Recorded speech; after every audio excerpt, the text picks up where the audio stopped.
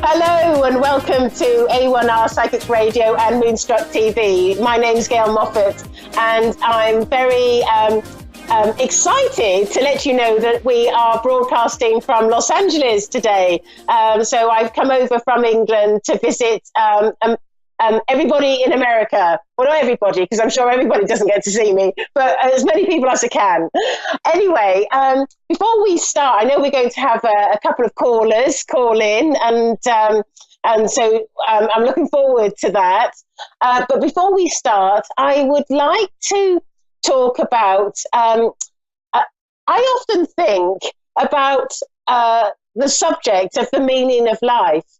And I want to really talk about how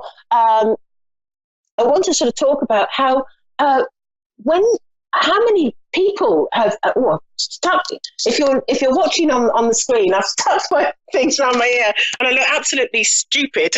But anyway, I wanted to talk about the meaning of life and how important understanding what life is all about.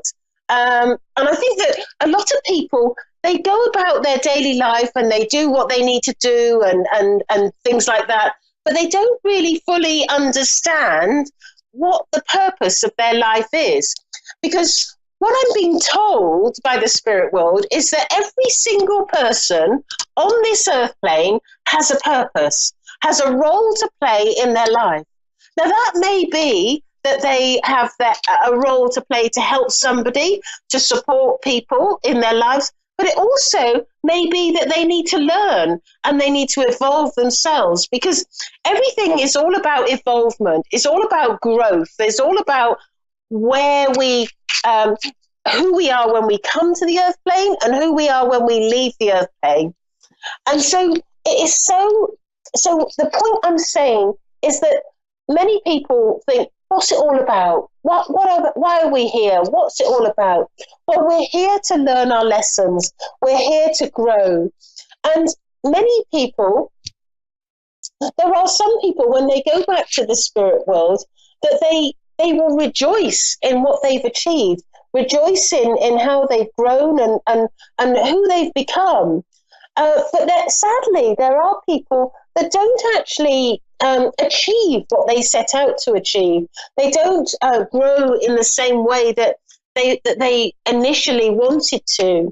And so I'm getting this feeling from my guides that it's really important to ponder over that, ponder or think about that. You know, who are you and how can you do good in this world? And how can you be, have love in your heart? And how can you do the right thing? And I know with myself, I reached a point in my age, in my life, and I remember thinking this, and I suppose I was naturally doing it, but it was a thought that I had in my early 40s, where I said to myself, I always want to do the right thing. I always want to be kind and do the right thing by other people and to not let other people down. I remember having that thought, and it's quite interesting how just having that thought actually changed the way I view life and look at people. But another change that took place with me was actually being able to connect to the spirit world and being able to, and through my connections to the spirit world, it really helps me evolve and be a different person. So I feel the message to you is we're here for a reason. We're here to learn our lessons, but be the best person you possibly can. So thank you for listening to those words. But now I have Jacqueline in Newcastle in England. Are you there, Jacqueline? Yes, I'm here. Hiya. Hello, and how are you today? Must be about 8 o'clock there. Good. And so I am a psychic, which means that I can look at aspects of life, and I can also connect with loved ones and my guides to look at aspects of your life, or even just communicate with a loved one. Is there somewhere in particular that you'd like me to work? Just general, please. Just whatever you pick up. Just general, did you say? Yes, that's Okay. whatever you pick up, really. Okay, so what I'd like you to do is give me an area where you're going to focus, because we only have about 5-10 minutes with a message, and mediumship is about where I focus. Okay. If you would like to do a mediumship message, then that's fine. And who would you like me to connect to? My father, Kenneth. Right. Okay. So I'm being made aware of a gentleman stepping forward, but he's got a little bit of a jig. He seems to be sort of dancing as he steps in to talk to you, and I know with him that he's making me feel like he's very sort of excitable about the opportunity to talk to you, and he's also making me feel as though there was a very close relationship that he had with you, and that you he considers you like almost like a favorite or a special person in his life. Would that make sense to you? I suppose so, yeah, I suppose. Sorry, I didn't grow up with him, so I only got to know him at the end of his life, really. So, but he's making me feel as though you made a difference to him, and he's making me feel as though he you enhanced his life, and you gave him optimism, because I feel that he makes me feel as though when he met you at the end of his life, I feel that there's a sort of a low mood, and things weren't going so well in his life, and I feel that you lifted his spirits and lifted him quite a lot, and yes. And I feel that your relationship with him was really, really positive, and he's making me feel as though he couldn't imagine having a relationship with you. Not having a relationship with you at that time, because he's showing me how excited he would get when he knew that he was going to be seeing you and be in your company. Right. Would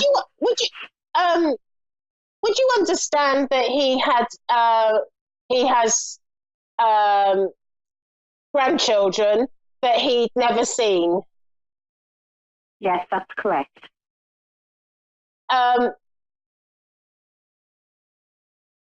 And he's making me feel as though he wants you to know that he's aware of the grandchildren that have come about, and I feel that they started to come soon after he passed. Would that make sense to you? Yes, that's right. I only had the one when he was still alive, and then I had 3 more after. That's correct. Yeah, and I feel that he passed, and then the grandchildren 1, 2, 3 came along, and yes, and he's talking about how he's talking about how he feels that the middle one, your middle child, out of those 3 that came along, is very like him in personality. Would that make sense to you? I never really thought of it that way, to be honest. Yes, I have 4 children. So it's not there's 2 middle ones, if you see what I mean. Sure. The word I heard was the middle one, so it could be one of the 2 in the middle. There's one of them that's really like him in personality, and also Right, I feel that looks a bit like him as well. Would that make sense to you? Because I feel he feels. Yeah, sorry. Yeah, no, I don't think any of them look like him. I do, but He's talking about how the one in the middle is just like him, is what he's saying. And right. Would you understand that? It's probably the boy, if it's yeah. Yes, it is a boy. He's saying it's the boy.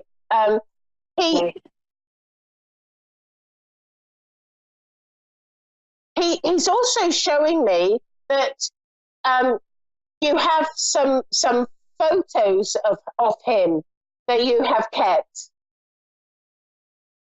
Yes, that's correct. And he's also showing me that he's making me feel as though it hasn't been that long ago that you actually looked at some of the photos. That's correct, yes. I was just looking at them not long ago. And he's saying to me that you were wondering whether you should have one of those out on the side. Yes, that's right. And he says that he would love that if he had one of his photographs out on the side. Right, I'll have to do that then. She's the best one. And he's talking about where you live, and I'm not quite sure what he's trying to say here, but just give me a moment, because I know that he this is either in the past or current, and I'm not quite sure yet, so just bear with me. But I feel that that there was at one point concern about where you live, and there was a need or feeling that you needed to move to I feel like an area that was slightly better or more safety. Would you understand that? I feel that you said. Sorry? Oh yes, I do get that. Yes, I do. Sorry, I do. Yes. And he's drawing my attention to your mother as well, and right. He's apologizing to you because he feels that he didn't treat or respect your mother in the way that he should have done. Oh, bless him. Thank you. Yes, that's true. And he says that he's making me feel as though your mother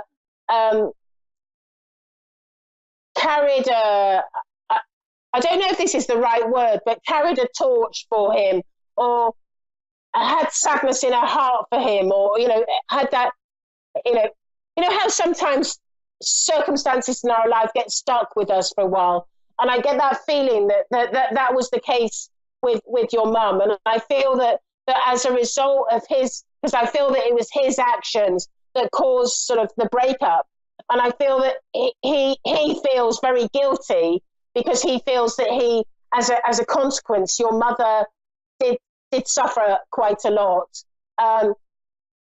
Maybe suffer is too harsh a word, but I just get that feeling that she found life difficult. It wasn't easy for her as she carried on with her life. Would you understand that? No, yes, that's correct. Yes. And he's making me feel as though you were a great source of support to your mum throughout your life, and you've always tried to help and support her wherever possible. And there's been times where she's perhaps leaned on you and needed help. Would you understand that? Yes, that's correct. I've always been like that since I was a little girl, yeah, and as an adult. Yes, that's what she's saying, how you've been such a great help to, he's saying that you've been such a great help to your mother. And he's saying to me that he's showing me a birthday card that's just coming to me, and he's showing me this card where I feel there's something significant about a birthday card. I'm trying to ask him why he's showing that to me. But it's quite a big... it's my little daughter's birthday tomorrow. Right. So your daughter's birthday tomorrow. That's why he's showing you the birthday card. Yes, that's brilliant. And he's singing as well. I feel like he would have liked singing because he's singing and he's singing happy birthday. Oh, I'll tell her. That's lovely. Oh. He's also thanking you because he's making me feel as though you showed a lot of forgiveness and a lot of love to him, and you didn't condemn him for the past. And he's thanking you for your kind nature and how you respected him when he felt that he didn't really deserve it. But he's really grateful for how you were with him. Does that make sense to you? So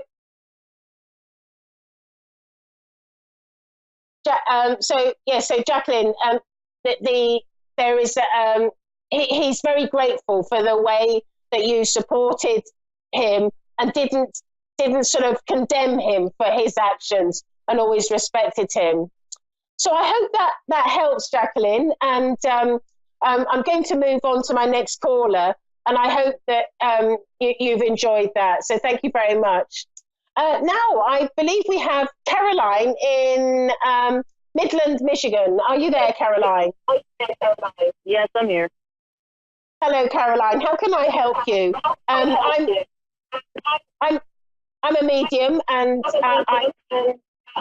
I can connect to the spirit world and to loved ones, or I can look at and give you guidance about aspects of your life. Is there a particular way that you would like me to work? You still there? Yes, I'm still here. I'm just trying to figure where my marriage is going. Right. Okay, well, the first thing that I'm hearing as you're talking is stop, start. And so I know that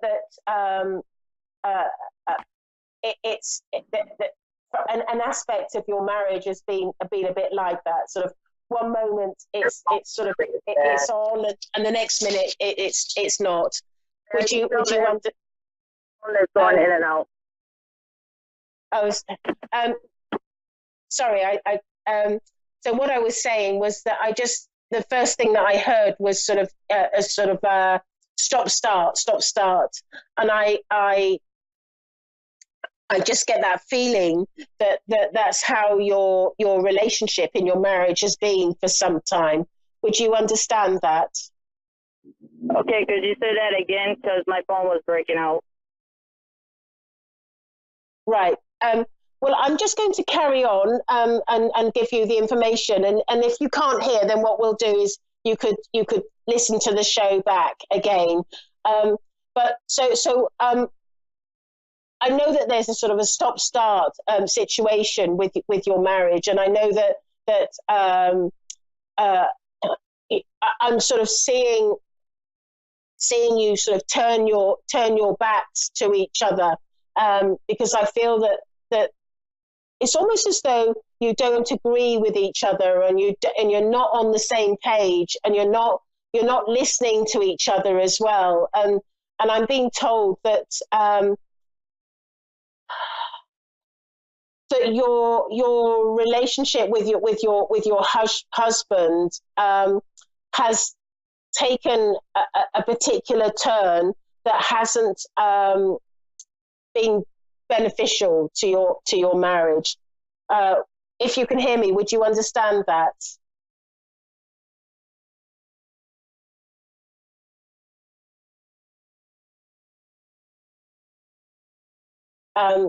So I know that it's sort of taken a sort of a turn. Sort of, I can feel that. Now, I also want to say that I feel with yourself that you're also not sure in your mind as to which way that you want to sort of walk with this, because I feel that you feel committed to children and family, and you're not sure that you want to sort of walk away from a marriage, and I feel that you've been almost allowing that decision to take place with your husband, almost as though it's too difficult for you to make that decision. And so I know that is the case with you. So you're sort of looking at it almost with hope that it's going to be remain more stable and more together. And I know that this is, and so this is being sort of difficult for you because you don't feel as though you're in control of where of the decisions that your husband is making. And I also feel that over time, I feel that you're becoming stronger in yourself, because I do feel that there's a certain sense of self-esteem issues, and I feel that as time goes by, you're getting stronger in yourself, and you're getting more able to be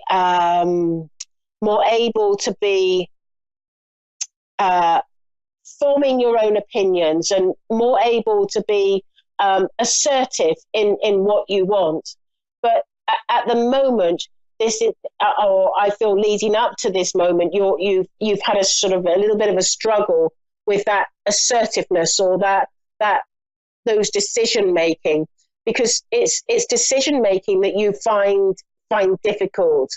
In your heart, you know that there is problems, but it's almost as though your feet is in cement. You're sort of feeling more secure to not do anything than to do something, and that's how I feel that you've sort of really sort of worked with this, and that's how you've coped with things. So if you can hear that, Caroline, does that make sense to you? Yeah, but the only part that doesn't make sense is I'm not married to a man. I'm married to a woman. Right. Okay. But I just get that. So you understand everything else then, what I'm saying to you? I'm just trying to figure out if sorry. What are you trying to figure out? I'm just trying to figure out if my marriage is going to end or if it's going to survive at the moment.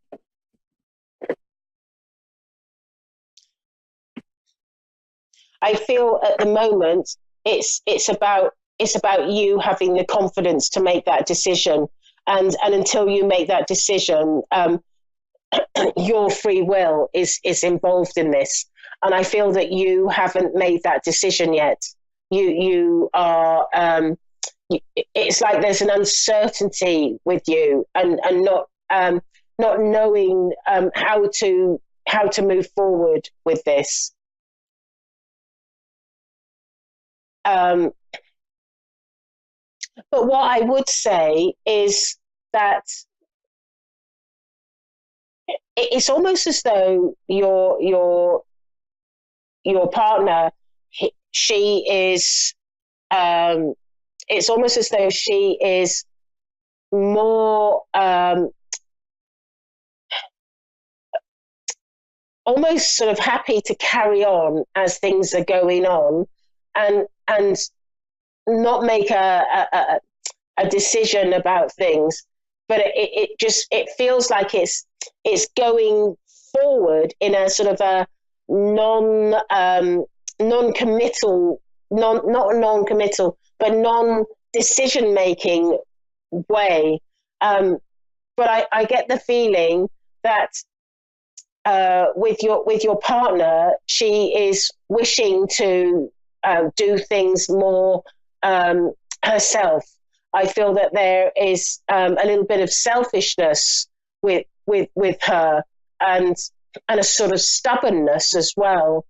And I feel that this has been part of the problem with yourself. I feel that you have struggled to accept how she is, because I feel that you want a more loving relationship, a more supportive relationship.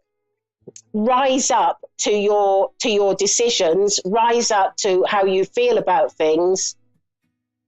You would stand a better chance of salvaging this marriage than if you remain quiet and let your self-esteem erode. And that is the most important message that I feel connected to you. It's about you being strong. If you're prepared to be strong, you will salvage this marriage.